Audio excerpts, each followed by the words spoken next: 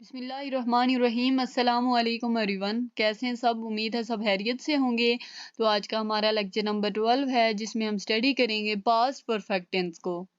Past perfect, it tells us that an event happened in the past before another event in the past. ये बता रहे हैं कि past में एक एक्टिविटी हुई है, लेकिन उससे पहले एक और एक्टिविटी हो चुकी है। Examples: Alia had baked a cake before you arrived. Alia ने केक उस वक्त तक बेक कर लिया था जिस वक्त आप पहुंचे। मतलब आपके पहुंचने से पहले आलिया ने केक बेक कर लिया था। यहाँ पे दो एक्टिविटीज हुई है, एक एक्टिविटी पहले हुई है और एक एक्टिविटी बाद में हुई है। पहली एक्टिविटी कौन सी हुई है? बेक्ड अ केक, आलिया ने केक बेक किया। और दूसरी बिफोर यू अराइव्ड, आपके पहुंचने से पहले, मतलब आप बाद में पहुंचे हैं, जो केक है वो पहले बेक्ड हुआ है। I have called the police before I investigated the noise in the garden.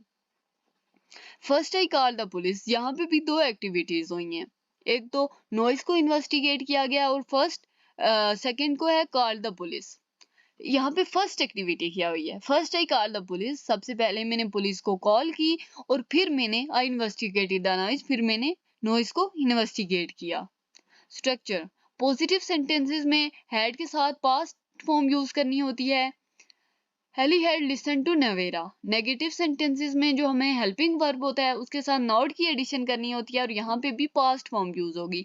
I had not listen to Numan. Interrogative sentences में हैड को सेंटेंस के स्टार्ट में यूज करना है, so had they listen to Numan. Uses of past perfect tense when we are talking about the past and want to mention something that happened earlier. Example: when he entered the class had already started. Past perfect incomplete होगा जब तक आप उस activity के बारे में बात नहीं कर रहे हैं जो ऑलरेडी हैपन हो चुकी है। My father was a teacher and my grandfather had also been a teacher. मेरे फादर टीचर थे, लेकिन जो और मैं मेरे फादर टीचर थे और मैं साथ में ये बात भी जब बताऊं कि मेरे जो ग्रैंड फादर हैं वो भी टीचर रहे। So here been is used as a main verb and had as a helping verb.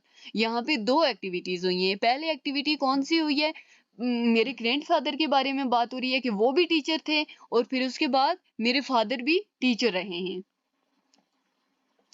आपने दो सेंटेंसेस के दरमियान मीनिंग को नोटिस करना है कि इन दो जो सेंटेंसेस हैं इनके मीनिंग कैसे डिफर कर रहे हैं एक दूसरे से। सबसे पहले, when I came from office my friend slept, and then when I came from office my friend had slept. देखिए, पहली वाली जो एग्जांपल है आपके पास, यहाँ पे दो मेन वर्ब्स हैं, केम एंड स्लेप्ट। दोनों मेन वर्ब सिंपल टेंस से बिलोंग कर रहे हैं, तो ये आपको बता रहा है कि ये जो सेंटेंस है वो सिंपल पास्ट टेंस का सेंटेंस है। I came home and then my friend slept, मतलब मैं पहले घर पहुंची फिर मेरी फ्रेंड सोई। व्हेन अ सेकंड एग्जांपल है, when I came from office my friend had slept. एक एक्टिविटी उससे पहले हुई है, इसको देख के ही आपको ये अंदाजा लगा लेना चाहिए कि ये पास्ट परफेक्ट टेंस है।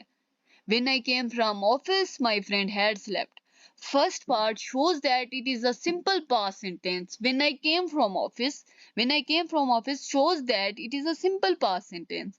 But second part, my friend had slept, shows that it is a past perfect tense.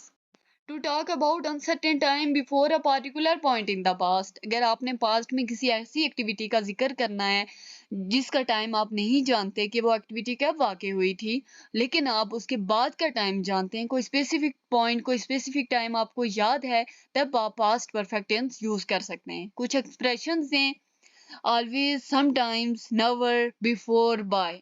एक एग्जांपल देखेंगे कि by the time he was 14 the young boy had finished 1000 books.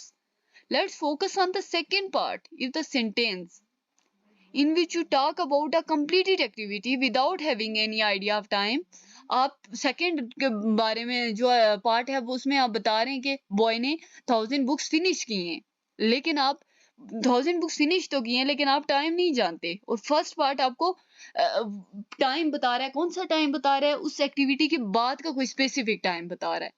But in the first part, 14 tells you time after that. 14 is your particular time in the past. जो 14 है वो particular time है आपका past में, और had finished 1000 books ये uncertain time है। ये टाइम गैर यकीनी है, आप जानते नहीं है इस टाइम के बारे में। Thanks for watching, मिलते हैं नेक्स्ट वीडियो में।